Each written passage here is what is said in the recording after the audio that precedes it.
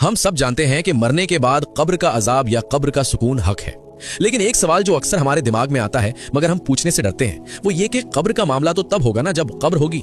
सोचिए, अगर कोई इंसान किसी धमाके में उड़ जाए, अगर कोई समंदर में डूब जाए और उसकी बॉडी कभी मिले ही नहीं, या किसी हादसे में कोई जलकर राख बनकर हवा में बिखर जाए, जब उसका जिस्म ही नहीं बचा और जमीन में कोई गड्ढा ही नहीं खुदा, तो फिर उसके साथ सवाल जवाब कहां होंगे? क्या वो बच गया?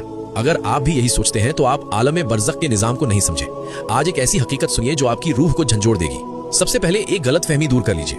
इस्लाम में जब कब्र लफ्ज इस्तेमाल होता है तो उसका मतलब सिर्फ वो 6 फुट का गड्ढा नहीं होता जो हम कब्रिस्तान में देखते हैं। इस्लाम में कब्र का मतलब है आलम बरज़ख, यानी वो दुनिया जो मौत के बाद शुरू होती है और क़यामत तक चलती है। अब इंसान का जिस्म चाहे जमीन के अंदर हो, चाहे समंदर की गहराई में हो, या जलकर राख बनकर हवा में उड़ गया हो, वो जहां भी है, जिस हाल में भी है, वही उसकी कब्र है।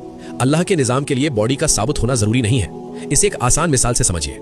आप अपने बिस्तर पर आराम से सो रहे हैं, आपका जिस्म गद्दे पर है, बिल्कुल महफूज, लेकिन ख्वाब में आप देख रहे हैं कि आप आग में जल रहे हैं या पहाड़ से गिर रहे हैं। आप चीख रहे हैं, आपको तकलीफ हो रही है, लेकिन पास बैठे इंसान को कुछ नहीं दिख रहा। जब नींद जैसी छोटी मौत में रूह बिना हिले डुले तकलीफ महसूस कर सकती है, तो बरज़ख में अल्लाह उस बिखरी हुई राख या पानी के कतरों में भी अजाब या सुकून देने पर कादिर है।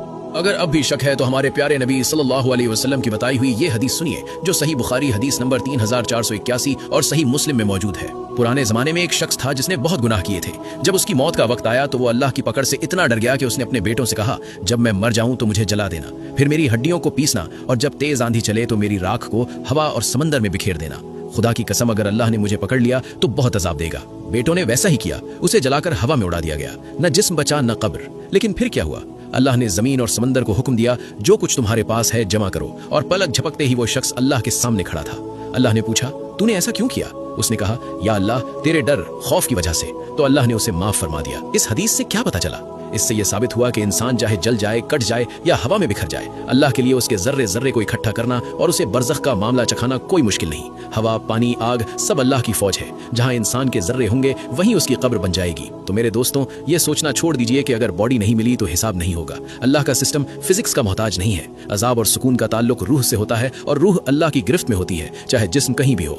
अल्लाह हमें अजाब कब्र से महफूज रखे और हमारा खात्मा ईमान पर करे। अब आप कमेंट में अल्लाहुम्मा अजिरनी मिनन्नार जरूर लिखें और इस वीडियो को शेयर करें ताकि लोगों के अकीदे दुरुस्त हों। अल्लाह हाफिज।